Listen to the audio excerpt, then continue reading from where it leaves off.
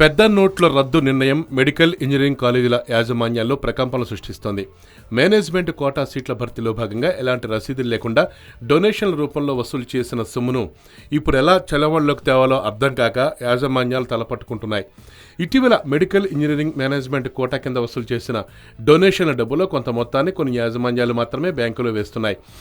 చాలా యాజమాన్యాల దగ్గర ఆ సొమ్ము బ్లాక్ మనీగానే ఉండిపోయింది.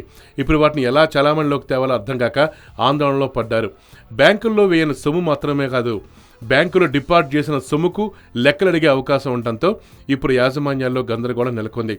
తెలంగాణలోని మెడికల్ కాలేజీలో management quota medical seat fee 5 ఏళ్లకు 55 లక్షలు, కానీ వసూలు చేసింది మాత్రం గరిష్టంగా ₹1 కోటి. అంటే ఒక్క సీటుపై 45 లక్షలు అదనం.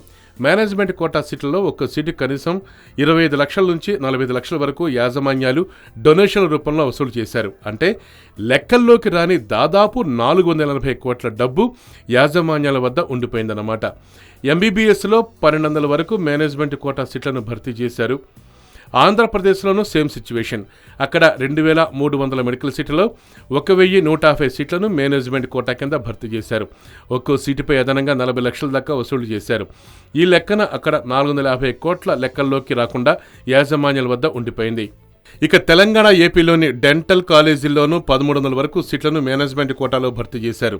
అందులో ఒక్కో సీటుపై సగటున 15 లక్షల వరకు అదనంగా వసూలు చేశారు. ఇలా బీడీఎస్లో అదనంగా వసూలు చేసిన దాదాపు 200 కోట్ల రూపాయలు అసలు లెక్కల్లోకి రాలేదని అంచనా. ఇప్పుడు ఆ సొమ్మును ఎలా చలామణిలోకి తేవాలనే ఆందోళన ఇప్పుడు యాజమాన్యాల్లో నెలకొంది. అయితే 1-2 కాలేజీలు కాలేజ్ డెవలప్మెంట్ ఫండ్ కింద రసీదిచ్చి వసూలు చేసిన మొత్తానికి మాత్రం ఇబ్బంది ఉండదని యాజమాన్యాలు చెప్తున్నాయి. ఇక ఇంజనీరింగ్ విషయాలకు వస్తే తెలంగాణలోని 20కి పైగా టాప్ ఇంజనీరింగ్ కాలేజీలు డొనేషన్ల రూపంలో ఒక్కో విద్యార్థిపై 5 లక్షల వరకు అదనంగా వసూలు చేశారు. ఒక్కో కాలేజీలో సగటున 250 సీట్ల చొప్పున మేనేజ్మెంట్ కోటాలో 5,000 వరకు భర్తీ చేశారు. ఒక్క సీటుపై అదనంగా 5 లక్షల చొప్పున దాదాపు 250 కోట్లు లెక్కల్లో లేని డబ్బని అలా వసూలు చేశారని అంచనా. ప్రస్తుతం లాసెట్ ప్రవేశాలు జరుగుతున్నాయి. మేనేజ్మెంట్ కోటా ప్రైవేట్ కాలేజీలు పెద్దగా డొనేషన్లు వసూలు చేసే పరిస్థితి ఉండదని విద్యాశాఖ వర్గాలు భావిస్తున్నాయి.